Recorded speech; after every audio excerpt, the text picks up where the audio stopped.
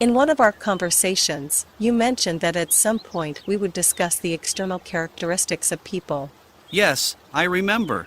Of course, we can delve deeper into this topic. For example, it often happens that a guy likes a girl. I'll repeat, this is just an example.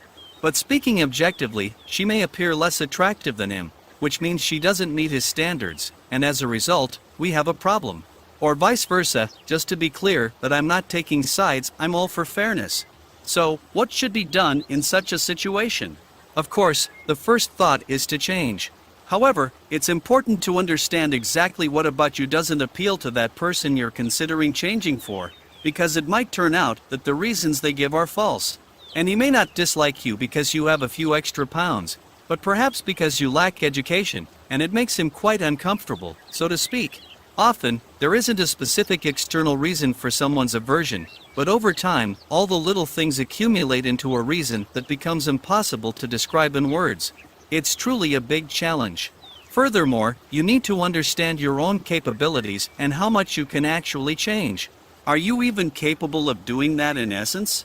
And the most important question, is this guy worth all that effort? We could discuss this endlessly. And considering the current societal views on these matters, it's currently absolutely unacceptable for anyone to change for someone else. Change appearance, hair color, learn something new. Today, if people do something, it's mostly for themselves. And if someone doesn't like something, no one forces anyone to stay together. I'm not entirely sure if this is completely right. Democracy is a very interesting phenomenon, but that's a topic for another conversation. Do I understand correctly that you don't fully share modern views? Yes, that's true, I mostly agree, but not with everything. How do you think things should be according to your opinion? I'll tell you, but it's just my opinion. Of course, change is good, but it should be mutual. That's the key and the art of relationships. It shouldn't be that one person is constantly working on themselves while the other does nothing.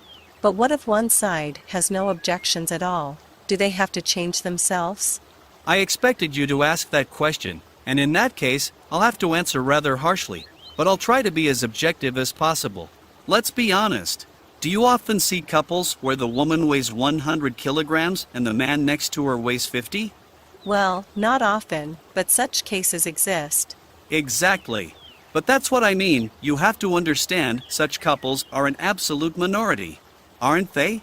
Yes, you're right. So what should be done? Notice that in the vast majority of cases, especially if we're talking about successful couples, they match well in terms of abilities, and externally, they try to be worthy of each other, and that's the right way. It shouldn't be that before marriage, we're all perfumed to seduce our target, and after marriage, we start devouring sweets and boxes of cookies. I don't have a definitive answer to why people do this, but I think it's fundamentally wrong. And talking about our main topic, I'll be quite direct. But truthful people should seek a partner based on compatibility. It will be extremely difficult to convince a guy to marry you if he doesn't find you attractive at all. So, they should choose those with whom they have real chances of building a relationship. This applies to both men and women. We've already talked about this in the video about dating websites, where women often like men who are completely unsuitable in terms of weight, age, and even both factors combined, and so on. Men aren't any better expecting to build a family with an elite model through a dating website. Well, we'll agree that's complete absurdity. At least because she will be looking for a man on her social level. But exceptions exist, right? Of course. Almost everything in this universe has exceptions, but remember that they are very rare, and remember that it's not worth relying entirely on winning that lottery. In conclusion, it's hard for me to understand how in today's world someone can look bad or unattractive. I'm not talking now about those who have experienced various difficulties. That's a completely different conversation. We're talking about the majority, about those whose overall condition is more or less okay, both financially and in terms of possibilities. After all, a bicycle doesn't cost $1 million, only 100. But it's free exercise, isn't it? I won't continue. I believe both you and the viewers have understood what I mean. Take care of yourselves, take care of your well-being, and assess your capabilities objectively.